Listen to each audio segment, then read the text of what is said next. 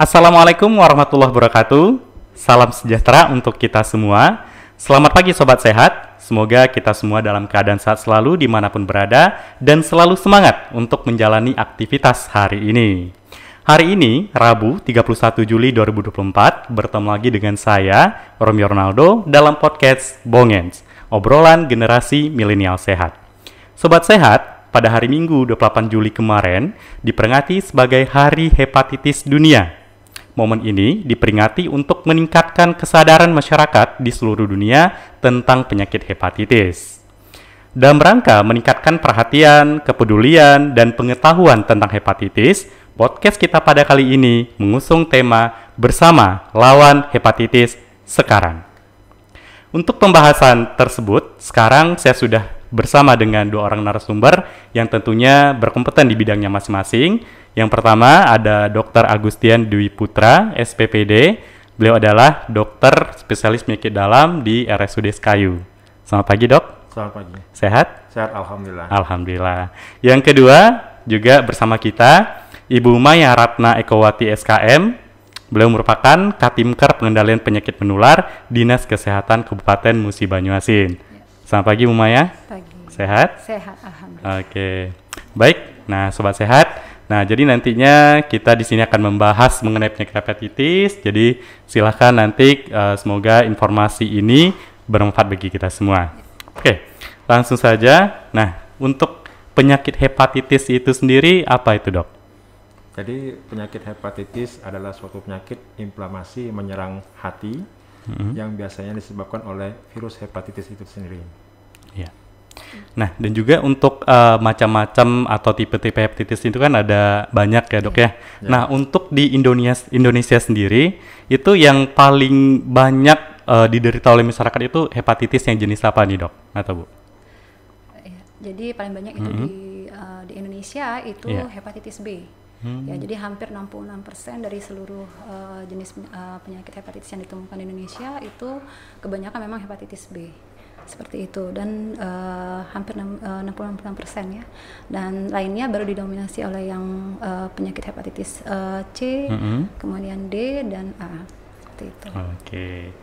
Nah, untuk penyebab hepatitis itu sendiri apa, Dok? Ya, jadi penyebab hepatitis bagaimana kita ketahui adalah virus hepatitis sendiri, di mana tadi dikatakan Ibu Maya, hepatitis itu ada 5 yang kita kenal, yaitu hepatitis A, B, C, D, dan E. Tapi yang paling banyak, apalagi di Kabupaten Musi Banyuasin ini adalah hepatitis B, diikuti dengan hepatitis C dan hepatitis A. Jadi untuk kenapa dibagi-bagi menjadi 5, ada A, B, C, D, dan E, itu karena nama virusnya juga berbeda. Jadi untuk hepatitis A itu penyebabnya virus hepatitis A, yang B virus hepatitis B, yang C virus hepatitis C, D dan E juga virus hepatitis D dan E. Jadi penamaannya itu sesuai dengan jenis virusnya, dan juga gejala-gejala yang timbulkannya. Nah, untuk cara penularannya sendiri itu seperti apa? Kalau secara ini ya, memang untuk hepatitis kalau A dan E itu melalui makanan secara oral atau minuman ya. Jadi kalau misalnya ada makanan minuman yang tercemar oleh virus hepatitis itu pasti akan terjadi penyakit hepatitis A atau E. Sedangkan kalau hepatitis B, hepatitis C sama D itu secara parenteral. Jadi bisa diturunkan dari ibu ke anak, kemudian bisa jadi dari kontak dengan cairan dari tubuh penderita penyakit yang menderita penyakit hepatitis tadi. Jadi misalnya ada cairan darah, kemudian bisa air liur, atau kontak dengan kalau ibu ke anak itu dari amnionnya, jadi dari cairan ketuban dan macam-macam ya. Jadi banyak sekali bisa terjadi sumber penularannya seperti itu. Mungkin bisa ditambahkan sama dokter. Ya, jadi virus hepatitis ini banyak sekali penyebabnya. Salah satunya itu adalah kurang higienisnya atau kurang personal hygiene-nya. Personal hygiene dari kita masing-masing berbeda. Untuk hepatitis A tadi benar kata Ibu Maya tadi, sebagian besar disebabkan oleh karena adanya kontaminasi makanan, kemudian kebiasaan kita dalam makan minum yang kurang menjaga kesehatan, mungkin kurang bersih, sehingga makanan dan minuman yang terkontaminasi virus hepatitis ini akan menyebabkan kita yang makan minuman itu akan tertular penyakit hepatitis. Kemudian untuk hepatitis B, sebagian besar disebabkan oleh adanya kontaminasi dengan cairan pasien atau penderita hepatitis. Jadi bisa melalui darah, air liur, cairan vagina ataupun sperma. Bahkan ada beberapa literatur yang mengatakan yang terbaru ini dari keringat. Oh, dari keringat juga bisa. Tetapi masih dalam penelitian, tapi belum jelas. Kemudian hepatitis C. Nah, hepatitis C ini jarang terjadi pada kita, tetapi bisa ditemukan pada istilahnya instalasi kesehatan seperti di rumah sakit, di ruang hemodialisa atau ruang cuci darah. Di situ penularan hepatitis C-nya sangat tinggi. Karena biasanya pasien dengan hepatitis ini terkadang datang ke rumah sakit tidak ada keluhan. Jadi tampak sehat-sehat saja, tetapi setelah kita periksa serum marker hepatitisnya ternyata positif. Seperti itu. Nah, jadi kita harus hati-hati, harus lebih menjaga kesehatan kita, terutama dalam mengkonsumsi makanan dan minuman, terus menjaga kebersihan kita. Jangan sampai kita kontak dengan cairan-cairan tubuh penderita pasien. Ya. Oke.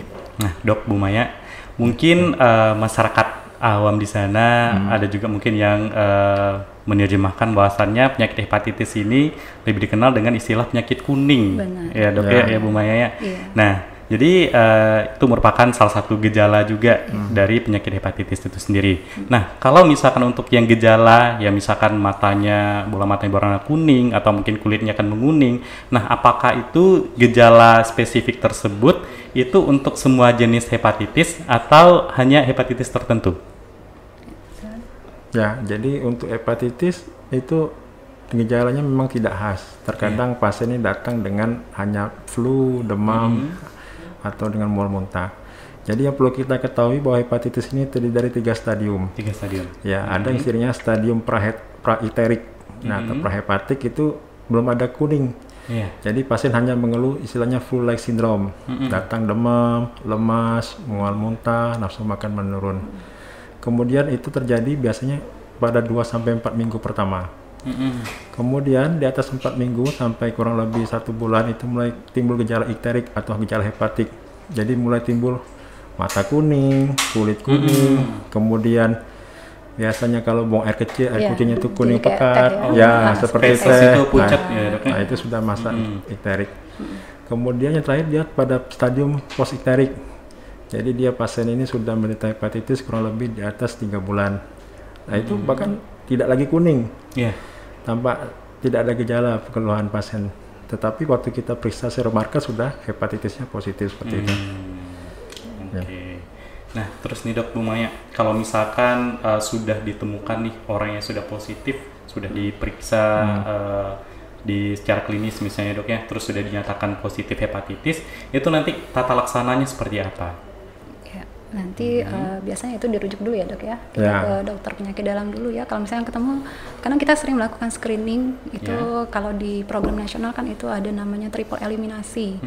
Jadi kita ada screening atau deteksi dini HIV, sifilis, hepatitis itu pada ibu hamil, dan itu wajib dilaksanakan minimal 1 kali setiap kehamilan. Jadi bukan hanya kehamilan pertama, tetapi untuk kehamilan selanjutnya. Karena tidak tahu kita kapan terjadinya penularan hepatitis B.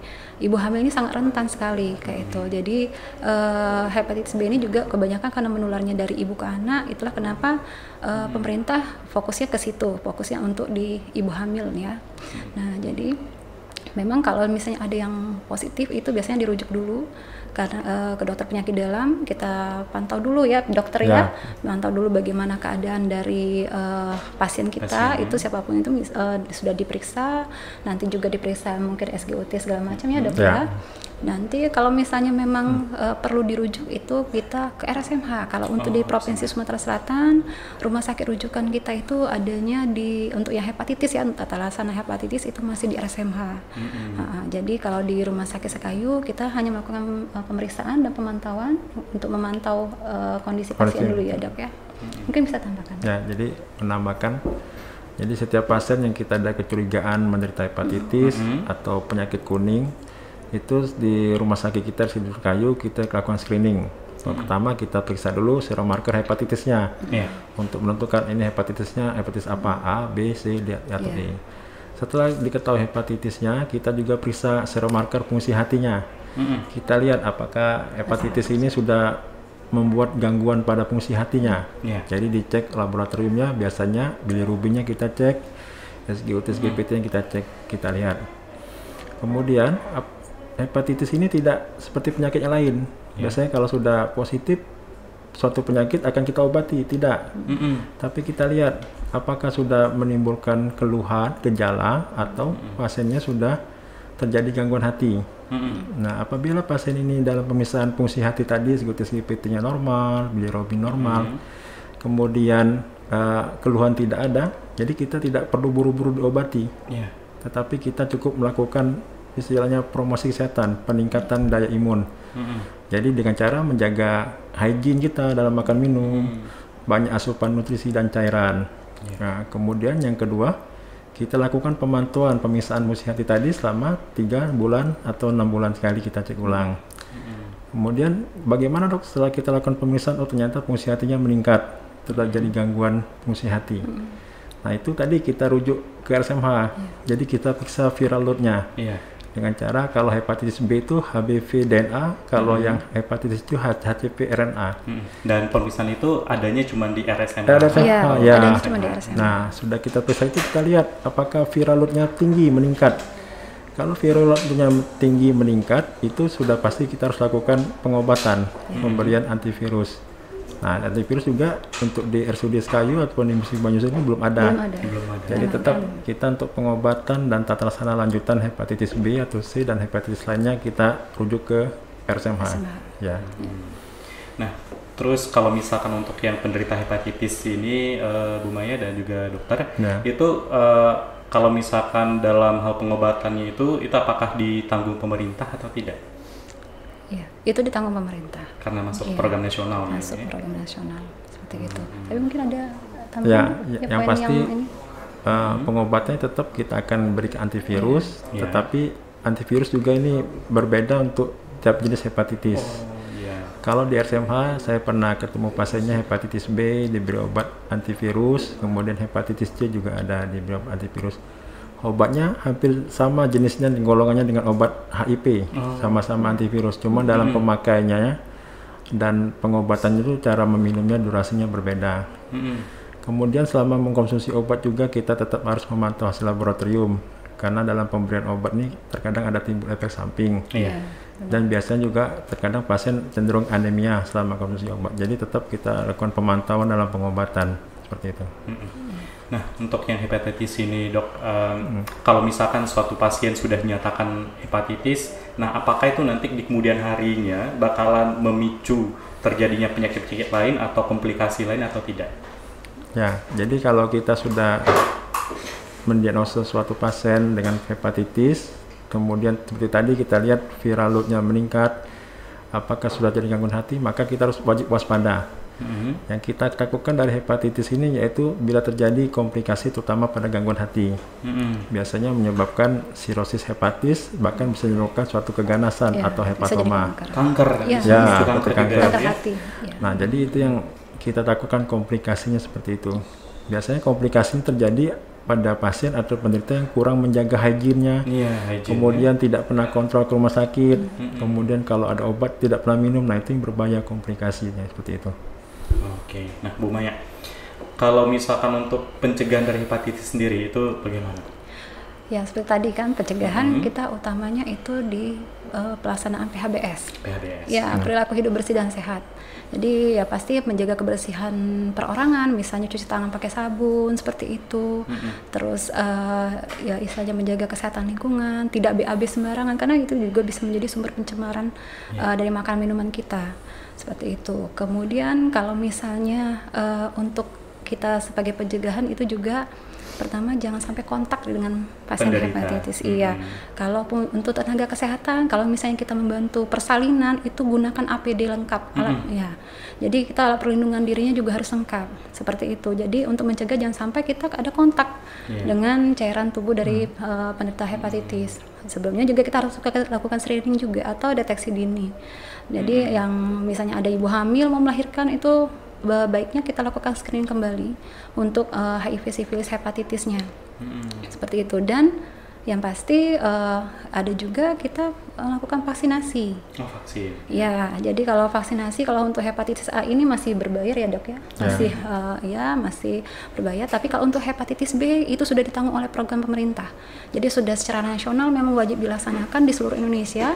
Jadi kita hepatitis untuk pada bayi baru lahir itu wajib kita berikan HB0 ya sampai dosis lengkap ya, HB1, 2, 3, 4-nya ya, bulan 2, bulan ketiga, bulan keempat, kemudian bisa di booster kembali pada usia 18 bulan. Nah, kalau misalnya ada ibu yang reaktif melahirkan, itu anaknya ya tadi, bayinya yang lahir tadi itu wajib kita berikan namanya HBIG. Jadi ini vaksin pasif ya, nah, diberikan kepada bayi untuk dia dalam jangka waktunya itu sebaiknya kurang dari 12 jam. Jadi itu golden period. Ya, jadi Mas upayakan secepatnya pemberian vaksin tadi, karena diharapkan dengan pemberian vaksin tadi bisa mencegah timbulnya hepatitis pada bayi tersebut. Seperti itu. Jadi setiap misalnya ada ibu yang hamil yang reaktif hepatitis, itu kami edukasi untuk kalau melahirkan wajib itu ke tenaga ke pelayanan kesehatan. Karena memang untuk proses persalinan juga harus pakai APD lengkap ya. Jadi untuk waspada, kemudian kita juga tadi harus menyiapkan dulu yang vaksin tadi HBIG karena waktunya sangat terbatas sekali. Kalau lewat dari itu semakin kurang efektif. Makanya golden period itu memang harus dimaksimalkan gitu ya Bu ya. Jadi kami alhamdulillah selama ini dok ya, kalau di Rumah Sakit Sekayu kami selalu koordinasi Rumah Sakit Sungai Lilit, Bayi Lincir dan seluruh puskesmas itu kalau misalnya memang ada yang reaktif itu sudah kami minta untuk stop vaksin seperti itu untuk persiapan dia melahirkan. Nah terus gini nih Bu Maya, kalau misalkan ibunya itu sudah positif hepatitis, itu kan salah satu cara atau metode penularannya itu kan melalui cairan ya dok ya. Nah itu apakah bisa ditularkan dari ibu ke anak itu melalui ASI? Kalau dia sudah divaksin ya dok ya, alhamdulillah diperbolehkan ibunya menyusui. Ya, asal divaksin tadi. Nah itulah pentingnya golden period tadi ya. Dia dikasih vaksin HB0-nya juga ini, HBIG juga dikasih, dan upayakan lengkap vaksin hepatitis B-nya diberikan pada bayi tersebut. Karena nanti juga kita pada waktu umur 9 sampai 12 bulan bayi tadi kita screening lagi. Iya, dicek kembali efektif nggak vaksin yang kita berikan kemarin. Seperti itu. Jadi dicek juga untuk kontak keluarga serumah. Jadi mereka kita di program hepatitis itu khususnya untuk hepatitis B, kalau misalnya ketemu ibu yang reaktif tadi kita persiapkan untuk persalinannya di tenaga pelayanan kesehatan, kemudian HBIG untuk bayinya, kemudian nanti kita screening kembali pada waktu bayinya sudah berumur 9 sampai 12 bulan. Baru kita misalnya kalau ketemu lagi baru dikonsulkan, karena memang dok ya kalau misalnya sudah terkena hepatitis dari bayi ini bisa jadi kronik, bisa mengakibatkan potensial itu sirosis dan pasti kematian. Apalagi kalau misalkan vaksinasinya dari Indonesia nggak lengkap ya. Iya, seperti itu. Iya, boleh nggak ditambahkan sama dokter? Jadi yang namanya pencegahan tetap saja itu yang lebih utama, lebih baik daripada mengobati. Terutama kita yang perlu kita khawatirkan hepatitis ini yaitu tenaga kesehatan sendiri, ya baik dokter, perawat ataupun bidan dan petugas kesehatan lainnya di puskesmas maupun rumah sakit, kita patut untuk menjaga melindungi diri kita dari hepatitis. Karena kontak langsung dengan pasien. Jadi saat kita melakukan pelayanan sebenarnya kita memakai APD, memakai handscoon, memakai apron ya atau memakai masker untuk kemudian untuk pencegahan selanjutnya itu pada pasien sendiri, untuk keluarga pasien terutama. Apabila ada keluarga atau saudaranya sudah hepatitis B atau hepatitis C dan hepatitis lain, kita wajib mendeteksi melindungi diri kita. Jangan sampai seperti tadi penularannya melalui kontak cairan, ya cairan darah atau cairan vagina, sperma, kemudian air liur seperti itu. Nah untuk ASI tadi menambahkan dikit, ASI ini masih pro kontra karena dari beberapa penelitian memang belum ditemukan adanya penularan virus dan melalui ASI ini belum ada. Yang penting yang pastikan ibunya pada saat dia akan melahirkan menyusui tadi harus sudah divaksinasi. Nah itu untuk mencegah jangan sampai dia menularkan ke anaknya seperti itu. Ya. Nah, itu kan salah satu cara pencegahannya kan dengan ini screening juga salah satunya ya. Nah, itu kalau misalkan berbicara tentang upaya pemerintah nih gitu, apa saja yang sudah dilakukan oleh pemerintah gitu Bu, khususnya untuk di Provinsi Sumatera Selatan gitu. Ya, kalau untuk deteksi dini itu seluruh fasilitas pelayanan kesehatan itu bisa semua laksanakan. Jadi kita tenaga kesehatan kita sudah mampu semua untuk melakukan screening, ya itu kita menggunakan RDT. Nah, untuk ketersediaan logistiknya itu sudah disiapkan oleh pemerintah. Jadi memang sudah ada sasarannya. Itu kalau untuk program hepatitis B kita masih berfokus pada ibu hamil. Jadi untuk logistik itu sudah disiapkan oleh Kementerian Kesehatan. Begitu juga dengan vaksin. Vaksin juga sudah disiapkan oleh pemerintah, jadi kami berharap juga masyarakat mau juga peduli ya istilahnya ya, jadi peduli juga untuk kesehatan diri sendiri dan juga untuk orang lain yang di sekitar dia. Jadi kalau misalnya di sekitar kita ada ibu hamil, jadi bisa kita edukasi juga untuk lakukan screening supaya kita lebih tahu dari awal. Sebaiknya memang dilakukan di trimester pertama kehamilan. Kemudian kalau misalnya ada, ya mungkin ada keluhan ya seperti tadi dok ya, ada mual muntah, seperti mulai ada kuning-kuning di tubuhnya, mungkin kita juga tidak harus menunggu dari petugas layanan kesehatan untuk misalnya menyuruh mereka untuk mengedukasi. Kita karena kita mungkin sudah ada terpapar ya, sudah dapat informasi, mungkin bisa menyarankan dari mereka untuk memeriksakan diri ke layanan kesehatan, seperti itu. Oke, nah terus gini Bu Maya dan juga dokter, saya dapat informasi juga nih bahwasannya Provinsi Sumatera Selatan itu kemarin mendapatkan penghargaan rekor muri ya Bu Maya ya. Itu bisa diceritakan? Jadi kita peringatan Hari Hepatitis Sedunia, kebetulan juga kita ada juga ulang tahun BBLKM. Jadi sebenarnya ini memang proyek besar dari BBLKM ya. Dan berharapnya melalui kegiatan ini BBLKM juga bekerja sama dengan Dinas Kesehatan Provinsi ya, ada 5 provinsi itu bisa terjaring, bisa terscreening sasaran-sasaran kita seperti ibu hamil ya, tenaga kesehatan, pasien HIV. Nah, jadi dari situ dilakukan pemeriksaan screening hepatitis B. Kemarin sudah dilaksanakan di 5 provinsi dan terutama di Sumatera Selatan, seluruh 17 kabupaten kota sudah melakukan screening serentak. Itu ada di 34 lokus kalau untuk Sumatera Selatan, termasuk di kita itu di Puskesmas Balai Agung dan Puskesmas Bayung Lincir. Jadi berhasil, alhamdulillah kemarin sudah terlaksana dan sekitar 6.000 lebih pemeriksaan serentak ya. Jadi itulah mendapatkan rekor muri atas kerjasamanya ya, baik dari BBLKM, kemudian Dinas Kesehatan Provinsi dan juga Patelki. Jadi kami memang melibatkan Patelki untuk pemeriksaannya supaya memang hasil yang didapat memang benar-benar valid ya, benar-benar akurat seperti itu. Oke. Nah terus gini dok Bu Maya, ini terakhir. Nah, jadi karena kita sama-sama ketahui bahwasannya hepatitis ini merupakan salah satu penyakit yang berbahaya dan juga menyebabkan kematian juga bahkan ya dok ya. Nah, jadi terakhir apa kira-kira yang bisa Bu Maya dan juga dokter sampaikan atau memberikan pesan-pesan kepada masyarakat tentang penyakit hepatitis ini? Silahkan. Ya, terima kasih. Jadi untuk kita, terutama warga Musi Banyuasin, setelah kita mengetahui apa itu hepatitis, jadi kita mulai melakukan kegiatan pencegahan. Jadi pertama kita harus meningkatkan daya tahan tubuh kita dengan cara melakukan konsumsi makanan dan minuman yang sehat dan bergizi. Kemudian yang kedua, setelah kita untuk mencegah kita hepatitis tadi, kita sebaiknya melakukan kontrol kesehatan. Jadi jangan sampai penyakit sudah berlanjut kita baru berobat. Jadi silakan Bapak Ibu warga Musi Banyuasin jika ada kecurigaan karena hepatitis bisa lakukan pemeriksaan screening pertama di rumah sakit RSUD Sekayu. Kita di RSUD Sekayu sudah dilengkapi dengan dokter spesialis penyakit dalam, kemudian ada juga dokter konsultan gastrohepatologi dapat melakukan pemeriksaan screening hepatitis A, B, dan C. Kemudian untuk screeningnya juga kita lakukan uji abdomen apakah hepatitis itu sudah mengganggu fungsi hati atau tidak.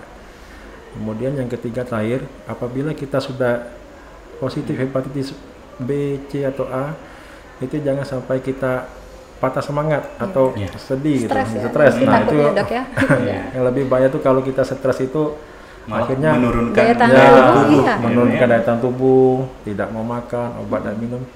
Jadi hepatitis itu kalau kita sudah positif, sekarang kita lakukan kontrol yang teratur, minum Secara obat berkala. teratur, ya. Jangan sampai menimbulkan komplikasi tadi ke arah sirosis hepatis ataupun tumor atau kanker hati, nah, seperti itu. Mungkin itu aja tuh. Lumayan.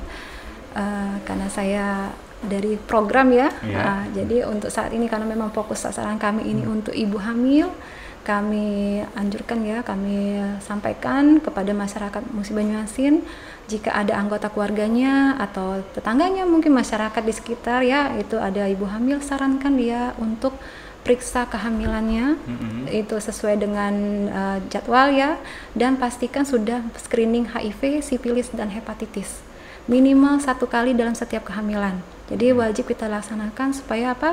Supaya bisa kita ketahuan, kita kalau misalnya diketahui dari awal, sudah diketahui secara dini, kita bisa mempersiapkan nanti untuk persalinannya, kemudian untuk pengobatannya, kemudian juga untuk bayi yang akan lahir nanti.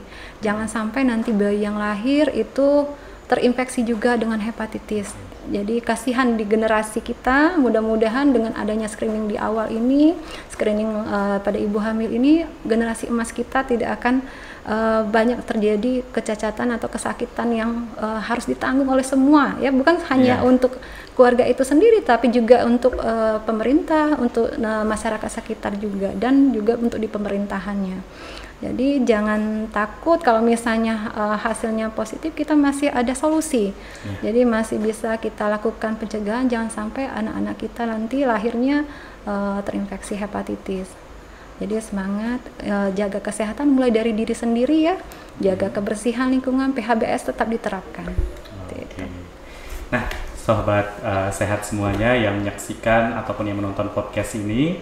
Nah, jadi dalam rangka memperingati Hari Hepatitis Sedunia ini, kembali kita mengingatkan kita semua bersama-sama untuk melakukan tindakan pencegahan sedini mungkin terhadap penyakit hepatitis ini. Nah, itu salah satunya bisa dengan menjaga daya tahan tubuh, mengkonsumsi makanan-makanan yang bergizi, dan juga menghindari kontak dengan penderita hepatitis itu sendiri. Baiklah, sobat sehat semua, untuk podcast kita kali ini kita cukup sampai di sini. Semoga informasi-informasi yang sudah disampaikan oleh narasumber tadi itu bisa bermanfaat bagi kita semua. Dan kami juga dari tim podcast Dinkes MUBA mengucapkan terima kasih kepada Dr. Agustian yang sudah banyak tadi berbagi informasi terkait dengan hepatitis ini, dan juga terima kasih kita ucapkan kepada Bu Maya yang sudah memberikan juga informasi mengenai hepatitis ini. Baik, untuk podcast kali ini kita cukupkan sampai di sini. Saya Romi Ronaldo, mohon undur diri dari hadapan kita semua, dan nantikan podcast kami untuk selanjutnya. Wabillahi taufiq walhidayah. Wassalamualaikum warahmatullahi wabarakatuh. Waalaikumsalam warahmatullahi wabarakatuh. Kita sehat, kita pacar lele. Wassalamualaikum warahmatullahi wabarakatuh.